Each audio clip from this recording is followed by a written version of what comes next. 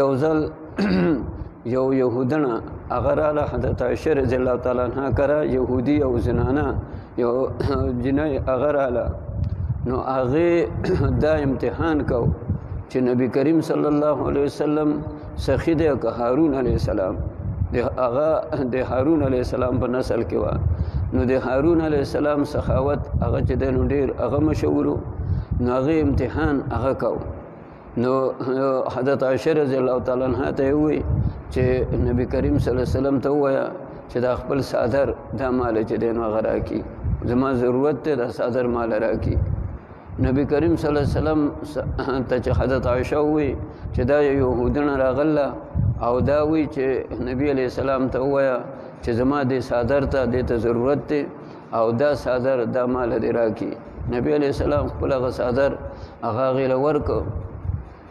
مانځله هغه چې دی نو نبی کریم صلی الله علیه وسلم لیټ شو صحابه هغو انتظار هغه کو نو بیا نبی کریم صلی الله علیه وسلم لا د غاړې نه د څادر تحفه راله